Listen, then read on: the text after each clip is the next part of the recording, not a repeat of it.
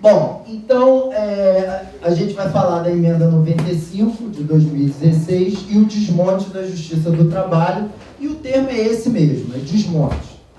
A emenda 95, é importante a gente rememorar que ela vem num contexto pós-impeachment, né, de redução do Estado.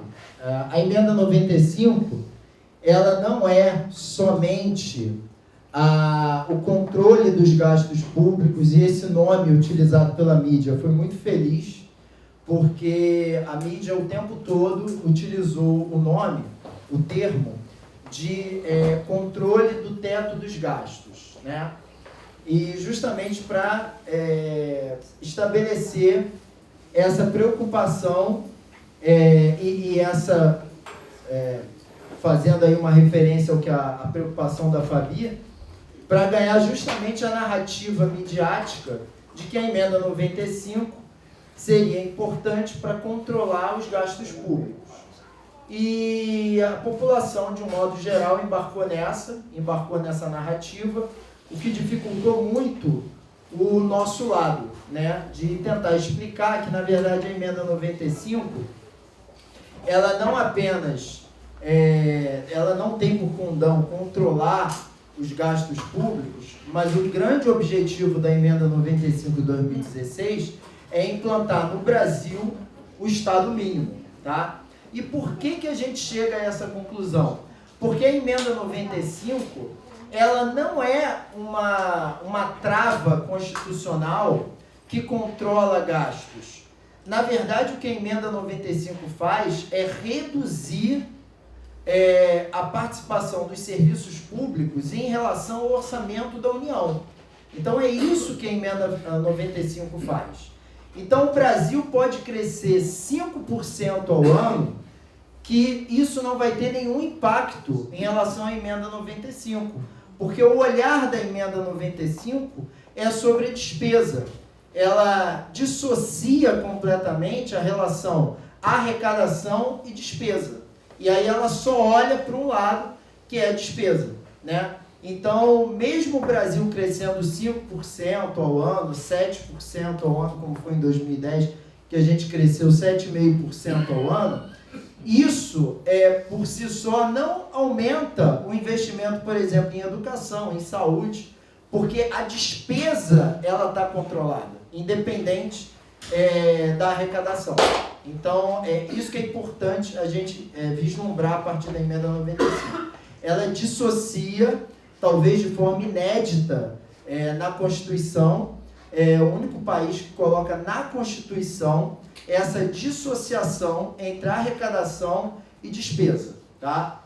E aí, essa é a questão do ineditismo da emenda 95, porque o Brasil criou mais essa jabuticaba, que é a emenda 95 de 2016, tá? Então, vamos a ela.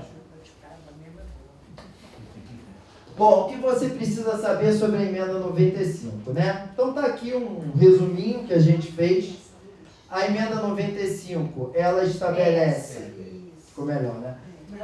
Ela estabelece uma profunda alteração no ADCT, que são os atos das disposições constitucionais transitórias, e apesar de serem transitórias, essas modificações, essa transitoriedade pode durar por 20 anos.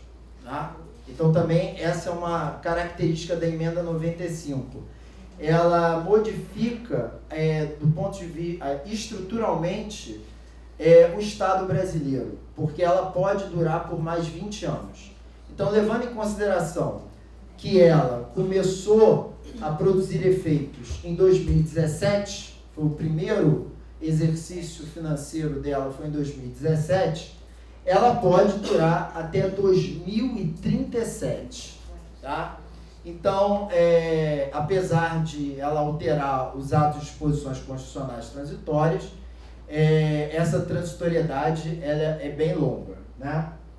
E aí no artigo 107, que é, digamos assim, o principal artigo, que diz lá: ficam estabelecidos para cada exercício limites individualizados para as despesas primárias, E aí inclui a parte que nos interessa, né? Toda a administração pública e o judiciário, né? E aí eu grifei ali na Justiça do Trabalho, que na verdade é o objeto dessa explanação, é a Justiça do Trabalho, tá? E aí é importante a gente ver o seguinte, a emenda 95, ela estabelece um limite geral ao orçamento da União. Então, o orçamento da União, tirando o orçamento financeiro, né, quer dizer, amortizações e pagamento de juros que não entram na emenda, nos limites constitucionais propostos pela emenda 95, mas a emenda 95 ela estabelece um orçamento geral. Então, se o orçamento foi, por exemplo, 1 trilhão e a inflação, por exemplo, foi de 10%, né? Então, o meu próximo orçamento só vai poder ser 1 trilhão e 100 bilhões. Então, o orçamento geral. Só que, na verdade, a própria sistemática da emenda 95 faz com que esses limites sejam setoriais. Então, quando a Justiça do Trabalho, por exemplo, o TRT do Rio de Janeiro, envia a proposta orçamentária, ele já envia essa proposta calcado no limite da emenda 95. Então, assim, em tese, o Congresso poderia, por exemplo, aumentar o orçamento, além da inflação, poderia aumentar o orçamento do Poder Judiciário da União. Em tese, poderia. Porém, se fizer isso, né, para cobrir uma perna, vai ter que descobrir a outra parte. Então, assim, se fizer isso, vai faltar orçamento para as outras áreas. Então, por isso que a gente diz que, na verdade, o limite, apesar de ser geral, ele, na prática, ele acaba sendo individualizado, ele acaba sendo setorial. Então, e isso explica o fato de que os órgãos públicos acabam se submetendo a esse limite, tá? Que é o limite da inflação, que na verdade é o congelamento. Porque quando você diz que vai subir só a inflação, você está dizendo que na verdade o orçamento vai congelar, tá? Porque, e tem uma questão técnica da emenda 95, porque eles estabelecem a inflação até um determinado período do ano, que é o mês de julho. Então, se, por exemplo, em agosto a inflação for mais alta, isso não entra na conta do mês corrente. Isso só vai entrar na conta do ano corrente. Isso só vai entrar na conta do ano seguinte, né? Então, na verdade, é também dissociado da realidade, né? Porque se eu tenho, por exemplo, uma explosão inflacionária num determinado mês, dependendo ali do corte, isso não vai significar aumento de orçamento, tá? Por favor. Então tá aí, para o exercício de 2017, que foi o primeiro exercício, né? O limite foi estabelecido em 7,2%, tá? E para 2018 e 2019, eu peguei o percentual que está estabelecido na LOA. Foi 3% em 2018 e 4,2% na LOA de 2019, tá? O que é importante a gente ver? É que a inflação, quanto menor ela for, pior para a administração pública. Por quê? Porque existem alguns preços que eles sobem independente da inflação, né? Então, se eu tenho uma inflação muito baixa, isso acaba estrangulando ainda mais a administração pública. E aí é fácil a gente entender. Por exemplo, gasto com pessoal, né? Que é o gasto mais preponderante em se tratando da nossa realidade do judiciário. Só para vocês terem uma ideia, na Justiça do Trabalho, o gasto com pessoal, a despesa com pessoal, ela chega ao patamar de 90%. Então é muita coisa, tá? Mas o que acontece com o gasto com pessoal?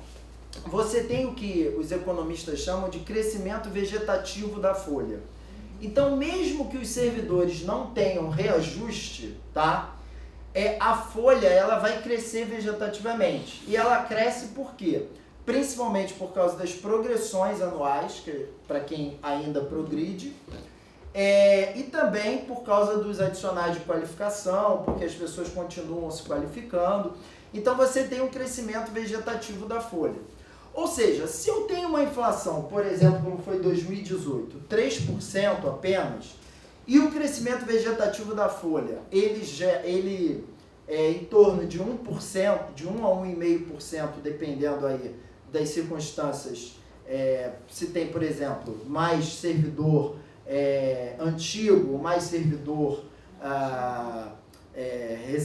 recém-concursado, isso pode influir, mas é na média ali de 1 a 1,5%. Então, se eu tenho uma inflação de 3% e o gasto com pessoal, tá, representa 90% do orçamento, a margem que eu tenho, ela acaba sendo menor do que 3%, entendam? Por quê? Porque, na verdade, eu tenho esse crescimento vegetativo da folha, tá? Então, é terrível você trabalhar com uma inflação muito baixa, tá?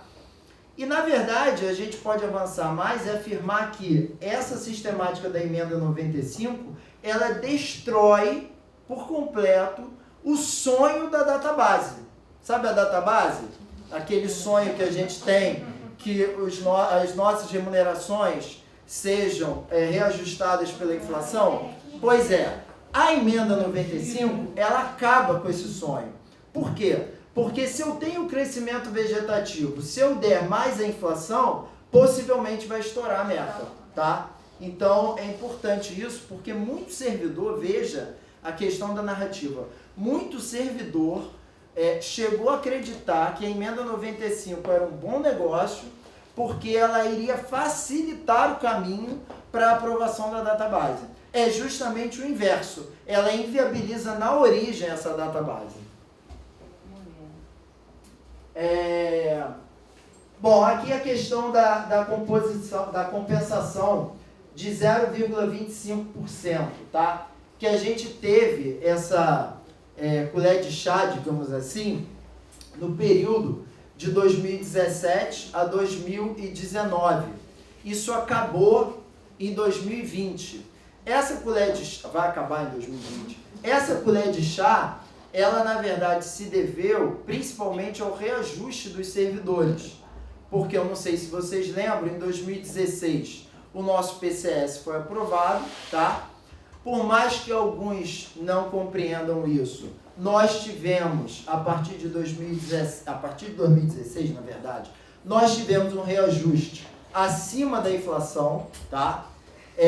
Se você pegar os 3 anos, se você pegar a primeira parcela do PCS e a última parcela do PCS, nós tivemos um reajuste acima da inflação. E por isso, por essa razão, nós estouramos o teto. Mas havia essa compensação de 0,25%. Então, o governo Temer, através do Henrique Meirelles, que era o ministro da Fazenda, já sabia disso, já previa que nós estouraríamos o teto, então foi prevista aí a compensação de 0,25%. É o famoso pegar emprestado do executivo. Então estourou o teto, estourou, a gente pega 0,25 emprestado do executivo. Só que essa colher de chá, ela acaba exatamente no ano que vem. Então isso explica também o porquê que o orçamento de 2020 para a realidade da Justiça do Trabalho será um grande desafio. É porque a gente não vai ter mais essa colher de chá do 0,25%. Bom, e aí a gente chega à conclusão, né, de que o artigo 108 ele prevê: o presidente da República poderá propor, a partir do 10º exercício da vigência do novo regime fiscal, um projeto de lei complementar, tá, para alteração do método de correção dos limites impostos pela emenda 95, tá? Então, reparem, é um projeto de iniciativa do presidente da República, tá? E tem que ser por lei complementar, ou seja, exige aí maioria absoluta para sua aprovação, tá? E aí a gente chega a que conclusão? A conclusão de que, na melhor das hipóteses,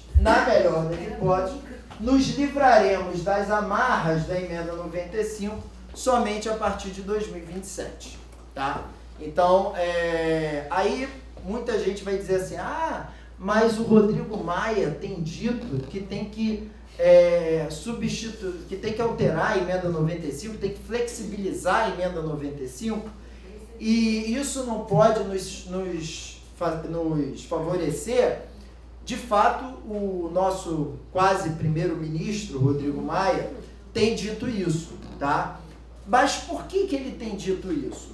Porque a emenda 95 ela é tão draconiana que ela não só limita o gasto com o pessoal, mas ela limita o investimento público. Então, o problema do Brasil hoje é que você estabelece uma trava tanto no gasto com o pessoal quanto com o investimento público. E aí, no momento em que a economia não reage, em que você não tem investimento privado, você acaba não tendo saída. Então, o Rodrigo Maia tem, de fato, se mostrado sensível a essa necessidade de flexibilizar a emenda 95 por conta da trava sobre o investimento público, não em relação ao gasto com o pessoal, tá? E a gente vai chegar a essa conclusão ao longo da explanação, porque a gente vai começar a estudar quais são as ideias que o primeiro-ministro Rodrigo Maia e o governo Bolsonaro estão defendendo para nós nesse contexto em que nós estamos inseridos. Bom, aí o efeito do descumprimento das limitações. Então, se eu descumprir, né? O que acontece se eu descumprir, tá? Então, o inciso 1, ele fala, obviamente, concessão de qualquer vantagem, aumento, reajuste. Então, não tem reajuste, quer dizer, eu fico proibido de reajustar, tá? Criação de cargo, não posso criar cargo que implique aumento de despesa. E aí é interessante o seguinte, a situação financeira orçamentária está tão ruim que até hoje se discute a possibilidade de você não conceder, de você não aumentar, de você não convocar servidores, mesmo nas hipóteses em que a emenda autoriza. Porque a emenda autoriza que você convoque servidor nas hipóteses em que não há aumento de despesa. Que hipóteses são essas? É a longínqua hipótese do servidor falecer e não deixar nenhum dependente, nenhum herdeiro, tá? E na hipótese do herdeiro, do pensionista, morrer, tá? Então, na morte do pensionista, quer dizer, agora a Secretaria de Gestão de Pessoas, de Pagamento, ela tem que ficar de olho não só no servidor, mas ela tem que ficar de olho se o pensionista morre. E o pensionista morreu. Posso chamar um servidor porque eu não vou estar criando despesa. Mas a situação financeira está tão grave que até isso está sendo, de certa maneira, pelo menos para 2020, no âmbito do TRT do Rio, está sendo obstaculizado, né? No sentido de que nós não podemos convocar ninguém em hipótese alguma, né? Então, a realidade está fazendo com que as consequências sejam ainda mais duras do que as amarras da emenda 95. João, tem uma situação um pouquinho menos dramática. Sim. Passar em outro concurso. Passar em outro concurso. É porque eu ia falar uma situação... É uma situação tão longínqua. Se não houver recondução. A situação é tão longínqua hoje em dia de você passar num outro concurso público, mas tem de fato essa possibilidade. Mas também é longínqua. Bom, ela proíbe também, no caso de descumprimento, alteração de qualquer estrutura de carreira que implique aumento de despesa. Admissão ou contratação de pessoal, que a gente já falou, né? Realização de concurso público, isso já está acontecendo, tá? A gente já está suspendendo concurso público. Repara que não dá para analisar a emenda 95 de forma isolada. A emenda 95 ela está dentro de um contexto, tá? E a gente está vivenciando as consequências, os efeitos desse contexto. Criação, majoração de auxílios, vantagens, bônus, aí são auxílio alimentação, desde 2017, se eu não me engano, ou 18, não há reajuste do nosso auxílio alimentação, acho que 18. Não há reajuste dos nossos auxílios, tá? Fundamento, emenda 95, essa trava da emenda 95. Nem que queiram, né? Eles vão botar 95. É o fundamento que os tribunais utilizam, tudo. tá? De que não podem dar reajuste por causa da emenda 95. Não é proibido dar o reajuste, é proibido criar. Porque na verdade... Não, aqui, essas hipóteses são as hipóteses do efeito do descumprimento de limitações, tá? Por enquanto a gente tem passado ileso porque tem esse adicional de 0,25, essa compensação. Isso vai deixar de existir em 2020, que é ano que vem. Então, ano que vem não tem, a gente vai ver, para vocês verem a redução do orçamento, que vai ser bem drástica. Bom, aqui é a demonstração dos cortes. Esse foi o corte de 2016, tá? Vejam lá que o corte foi de 665 mil no que diz respeito à atividade, perdão, 665 milhões. No que diz respeito à atividade. Pessoal, 93 milhões, aí já na ideia de reduzir concursos, de suspender, né? Exatamente, de limitar o provimento, novos projetos, né? No caso da Justiça do Trabalho, foi um corte de 90% em investimentos, tá? E, enfim, então, no todo, esse corte representou 746 milhões de reais, mais ou menos, tá? Não sei se vocês lembram desse contexto, o relator do orçamento era o Ricardo Barros, que depois virou ministro da Saúde do governo Temer, e quando ele era o relator do orçamento da União, ele cortou o orçamento da Justiça do Trabalho, dizendo que ele tinha alergia à Justiça do Trabalho. Não sei se vocês lembram dessa declaração, tá? E, então, é exatamente esse contexto de desmonte da Justiça do Trabalho, porque, afinal de contas, a Justiça do Trabalho, para alguns, não deveria nem existir. Aqui a composição dos limites, que aí foi quando, de fato, o corte foi tão violento que chegou-se a pensar em fechar a Justiça do Trabalho a partir de setembro, porque não havia dinheiro para o funcionamento básico da Justiça do Trabalho. E aí foi quando houve essa recomposição de parte que havia sido cortado, né? É corte mesmo, não é contingenciamento não, é corte, porque a lógica deles é de cortar e aquele recurso não retornar, né? Então, quando ele faz um corte no orçamento, a ideia é de cortar mesmo, né? Não é o corte temporário, é o corte definitivo, mas é porque, na verdade, houve uma reação muito forte e aí foi possível recompor alguma parte do valor que havia sido cortado lá atrás. Aqui a projeção do orçamento, todas essas fontes estão do Conselho Superior da Justiça do Trabalho, tá? Então a gente vê aí o limite, veja lá o limite da emenda, em 2017 quase 17 milhões, em 2018 17 e pouquinho, 2019 18,200, 18 bilhões, e 2020, olha 2020 em relação a 2019, você tem ali um acréscimo apenas de 800 milhões, isso não é nada. Em 2021 melhora um pouquinho em relação a 2020, então isso mostra que 2020 vai ser o nosso grande desafio, tá?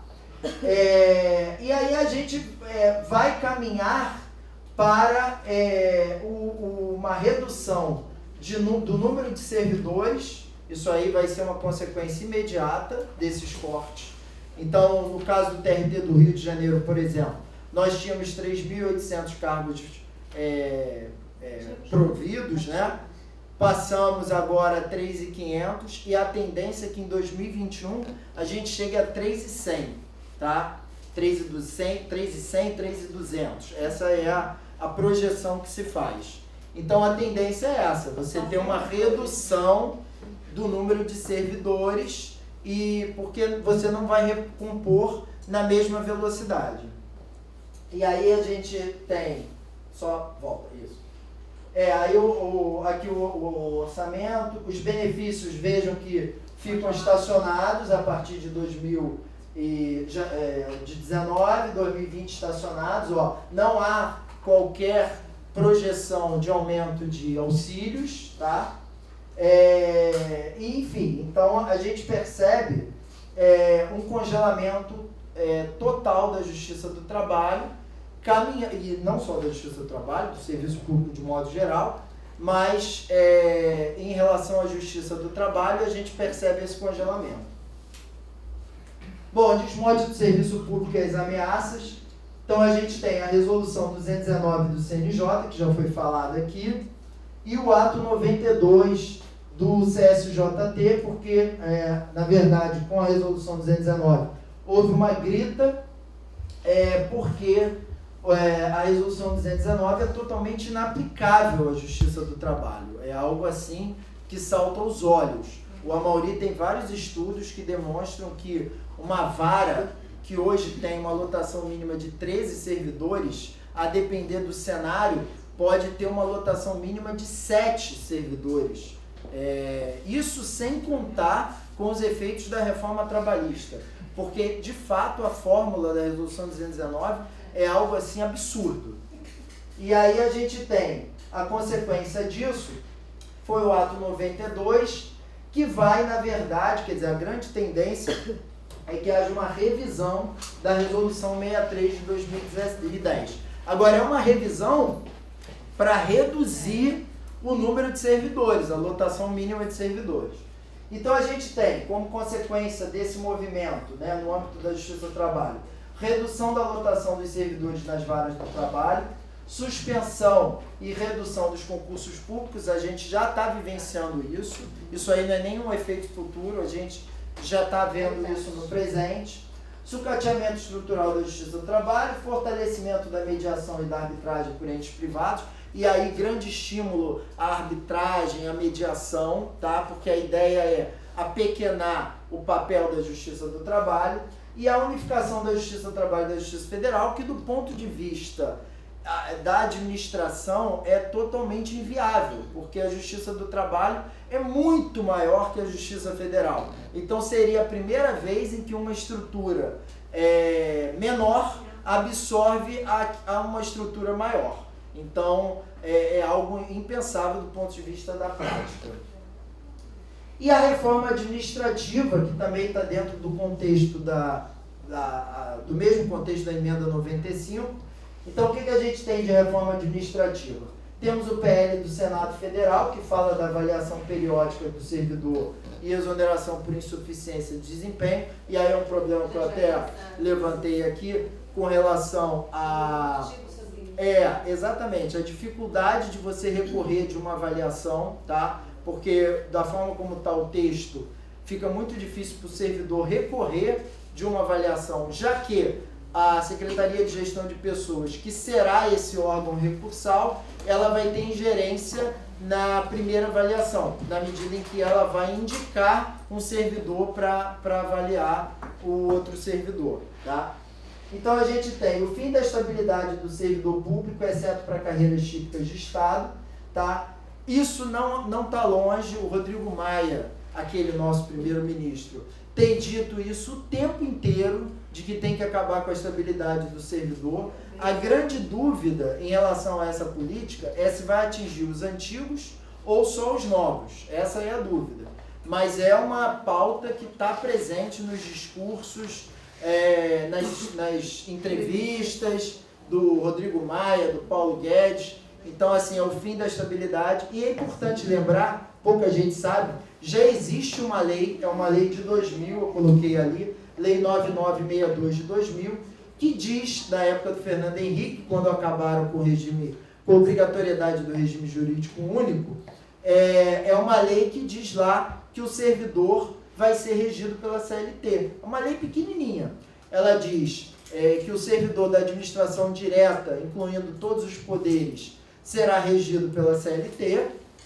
Diz que você pode ser demitido na hipótese de avaliação insuficiente de desempenho e também na hipótese de justa causa da CLT, que é o 482, tá? Da CLT. Então, fala isso abertamente. E olha a maldade do governo Fernando Henrique à época. Estabeleceu lá, leis específicas estabelecerão quais serão as carreiras típicas de Estado.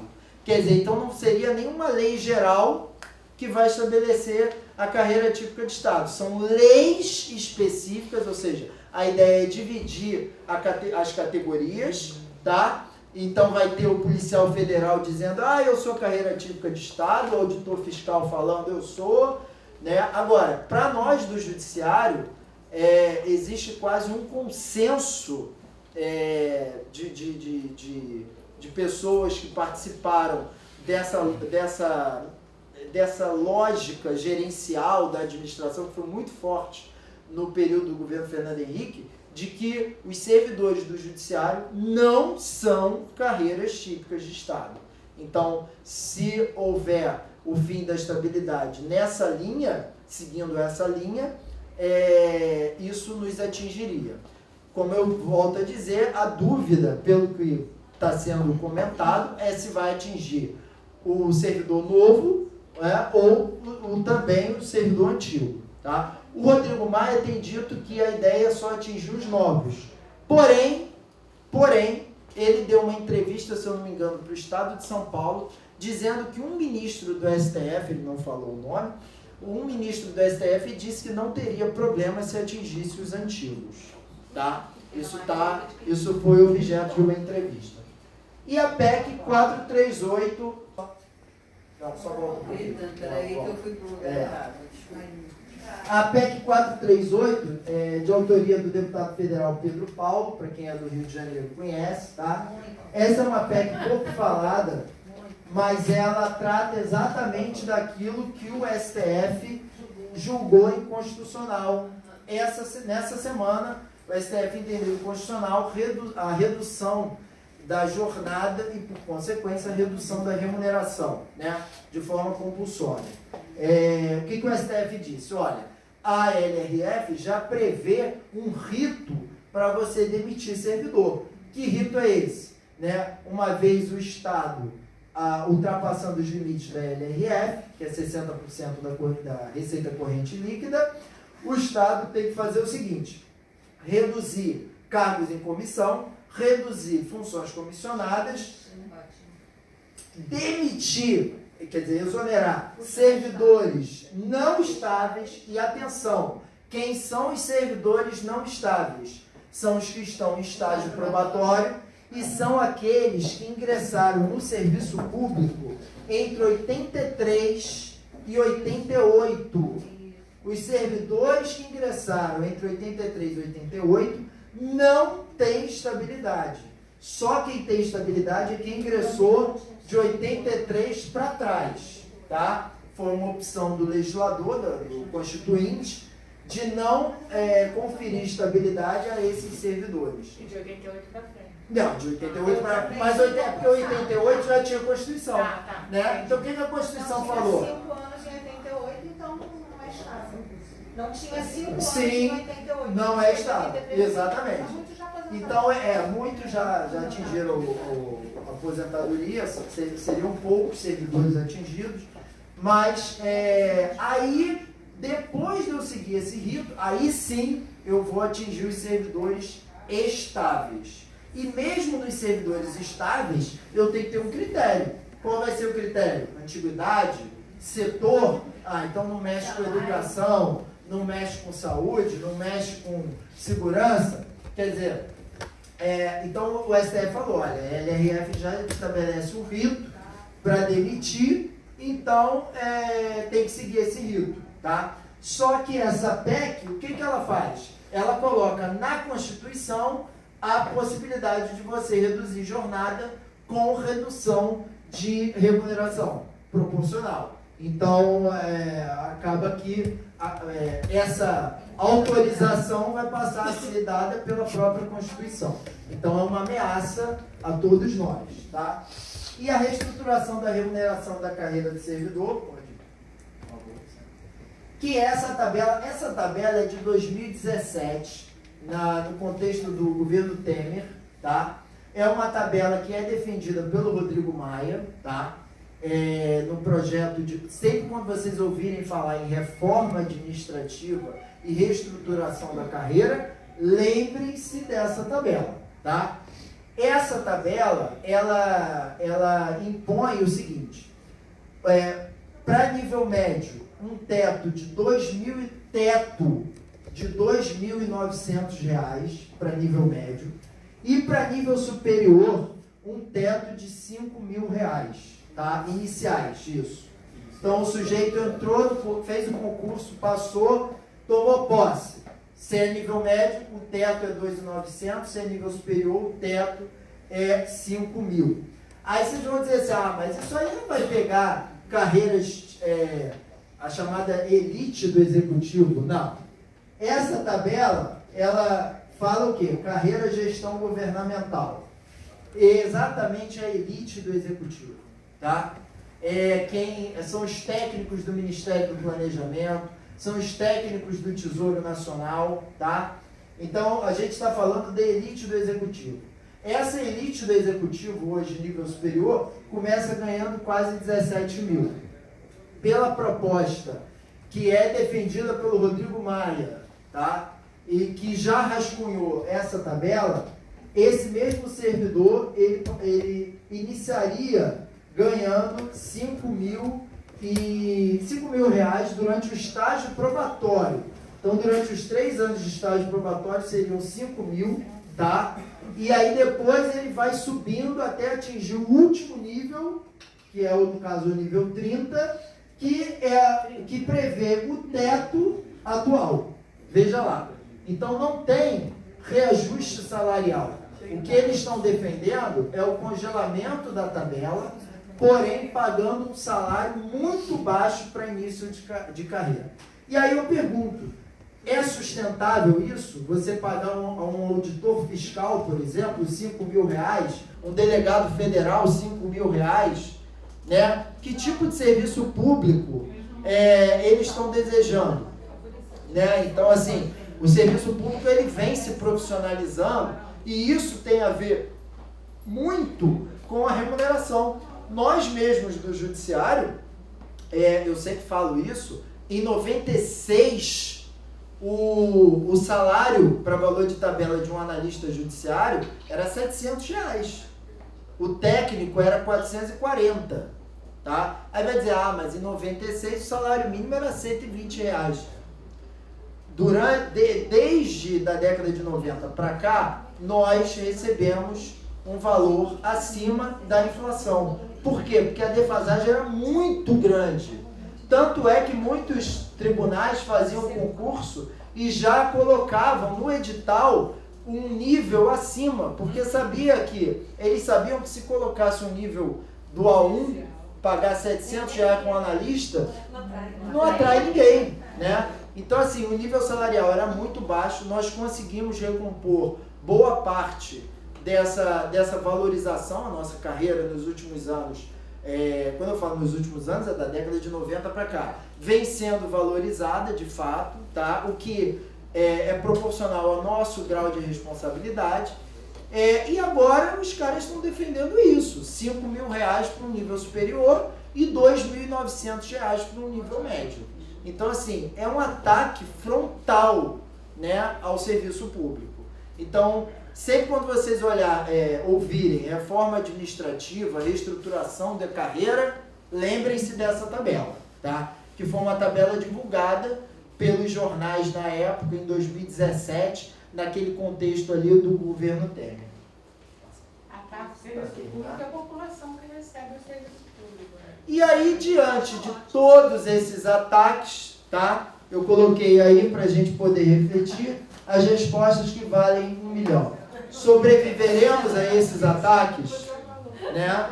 Não. A justiça do trabalho será extinta? Que é uma grande questão a se responder. Ela acredita que não, eu espero que ela esteja corretíssima. Tem uma tela que ela não mostrou que tinha resposta. E a outra pergunta é: somos e seremos a última geração de servidores públicos com estabilidade? E aí eu fico imaginando, né, o assédio moral em relação a um servidor não estável. Imagina um servidor não estável falar não para um juiz, não para um diretor, né? Então é isso que a gente tem que refletir, sobre isso que a gente tem que refletir, né?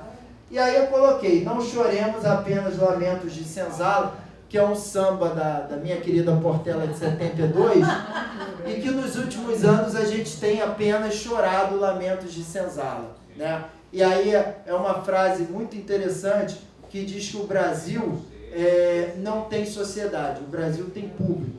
E a gente nos últimos anos tem assistido a todos esses ataques, né? Mas é importante que a gente não desista e que a gente continue acreditando que a luta é pedagógica. Então é isso. Obrigado aí pela atenção de vocês.